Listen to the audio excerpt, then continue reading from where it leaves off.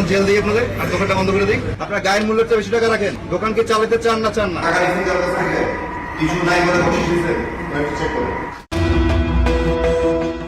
রাজধানী ঢাকার শাহজালাল আন্তর্জাতিক বিমানবন্দর। এক সময় এই বিমানবন্দরে পা দিলেই শুরু হতো হয়রানি। সেই বিমানবন্দরেরই এখন শোনা যাচ্ছে প্রশংসার কথা। প্রবাসীদের মুখে ঘুরছে একটাই নাম, ম্যাজিস্ট্রেট নওশাদ। কে এই ম্যাজিস্ট্রেট নওশাদ, যার হাত ধরে বদলাতে শুরু করেছে এয়ারপোর্টের চিত্র? দায়িত্ব নেওয়ার পর থেকে মাঠে নেমে সরাসরি নজরদারি, তাৎক্ষণিক অভিযান আর জিরো টলারেন্স নীতিতে তিনি যেন নতুন এক ইঙ্গিত দিচ্ছেন। দালাল, লাগেজ কাটা, অতিরিক্ত অর্থ আদায়, দীর্ঘদিনের এই চিত্র কি তবে এবার বদলাতে শুরু করেছে? দীর্ঘদিন ধরে যাত্রী হয়রানি, লাগেজ কাটা ও চুরি, দালাল চক্র এবং অতিরিক্ত অর্থ আদায়ের অভিযোগে আলোচিত ছিল হযরত শাহজালাল আন্তর্জাতিক বিমানবন্দর। বিশেষ করে বিদেশ ফেরত প্রবাসীরাই দেশে ফিরেই সবচেয়ে বেশি ভোগান্তির শিকার হতেন। বিমানবন্দর পার হওয়াটাই যেন ছিল এক ভয়ের নাম। তবে সাম্প্রতিক সময়ে সেই চেনা চিত্রে ধীরে ধীরে পরিবর্তনের ইঙ্গিত মিলছে। দায়িত্ব গ্রহণের পর থেকেই সদ্য নিয়োগপ্রাপ্ত এয়ারপোর্ট ম্যাজিস্ট্রেট নওশাদ খান কাগজে কলমে সীমাবদ্ধ না থেকে সরাসরি মাঠে নেমেছেন। ছোট একটি স্কুটারে করে বিমানবন্দরের বিভিন্ন গুরুত্বপূর্ণ পয়েন্টে নিয়মিত টহল দিচ্ছেন তিনি। যাত্রীদের সঙ্গে কথা বলছেন, শুনছেন অভিযোগ, আর অনিয়ম দেখা মাত্রই নিচ্ছেন ব্যবস্থা। এখন জেল দিই আপনাদের আর দোকানটা বন্ধ করে দিই। এটার জন্য যেন কোনো যাত্রী কষ্ট না হয়, এর ব্যর্থ হলে আমরা ব্যবস্থা নিব।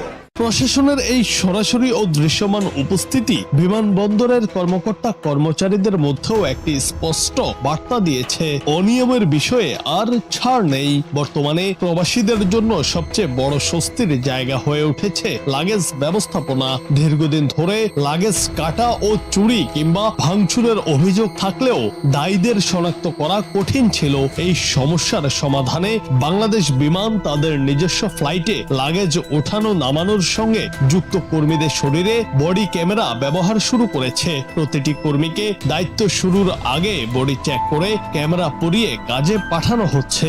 লাগেজ ওঠানো ও নামানোর পুরো প্রক্রিয়া এখন রয়েছে ক্যামেরার আওতায়। এয়ারপোর্ট ম্যাজিস্ট্রেটের পক্ষ থেকেও এই কার্যক্রম নিয়মিত তদারকি করা হচ্ছে। নওশাদ খান নিজেও তার টিম নিয়ে একাধিকবার সশরীরে লাগেজ ব্যবস্থাপনার কার্যক্রম পরিদর্শন করেছেন। কোনো অনিয়ম ধরা পড়লেই সঙ্গে সঙ্গে আইনানুগ ব্যবস্থাও নেওয়া হচ্ছে বলে জানিয়েছে সংশ্লিষ্ট সূত্র।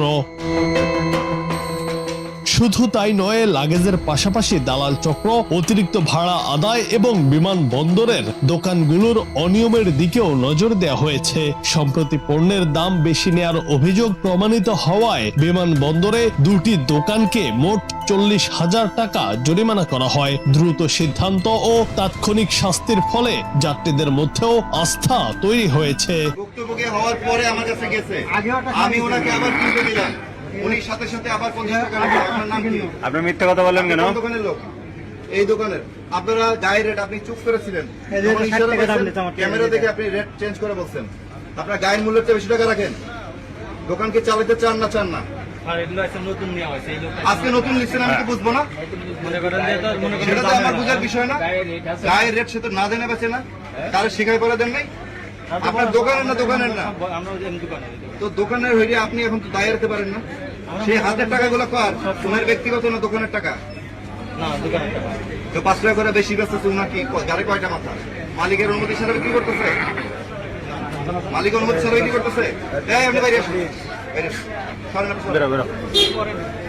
সে কি একা চাইলেই কোনো কিছু দাম চাইলে 15 টাকা বেচতে পারবে? তাহলে বলছো 5 টাকা কম করে বেচতে পারবে মালিকের অনুমতি ছাড়া? তাহলে মালিকের অনুমতি নিয়ে 5 টাকা বেশি বেচতেছে। আসলে আপনার নাম কি? হ্যাঁ মারুফ, আপনার নাম কি? হৃদয়। আপনার 5 টাকা করে বেশি বেচতেছেন গায়ের মূল্য হচ্ছে?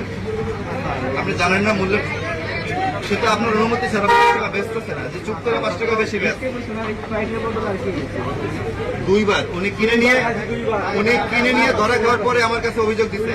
আমি ওনাকে নিয়ে আসছি, এমনি নিয়ে আসছি, উনি সামনে বিক্রি করছে, আমি পিছনে দাঁড়ানো। সে তো স্বীকার করতেছে আপনার অনুমতি ছাড়া বিক্রি করছে। দোকান চালাবেন না বাতিল করে দেবো, বন্ধ করে দিব? আমি বাতিল করে ইজারা বাতিলের ব্যবস্থা নিচ্ছি, ঠিক আছে? দোকান চালানো লাগবে না। আপনারা গায়ের রেটের চেয়ে বেশি বিক্রি করা যায় না, জানেন এটা আপনি? অবশ্যই জানেন।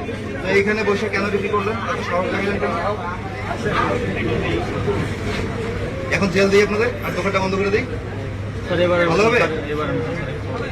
এই জিনিসটা দেখবো না স্যার, কখনো হবে না। আপনার 20,000 টাকা জরিমানা করলাম ফার্স্ট ওয়ার্নিং, সেকেন্ড বার আমি দোকান ইজারা বাতিল করবো আর জেল দিব, অনাদায়ী 1 মাসের কারাদণ্ড। এই বিষয়ে এয়ারপোর্ট ম্যাজিস্ট্রেট নওশাদ খান বলেন, প্রবাসী ও সাধারণ যাত্রীদের হয়রানি, লাগেজ কাটা বা চুরি এবং দালাল চক্রের বিরুদ্ধে জিরো টলারেন্স নীতি অনুসরণ করা হবে। কোন যাত্রী হয়রানির শিকার হলে দ্রুত অভিযোগ জানানোর আহ্বান জানানো হয়েছে। অভিযোগ গ্রহণের জন্য সরাসরি যোগাযোগের ব্যবস্থাও রাখা হয়েছে।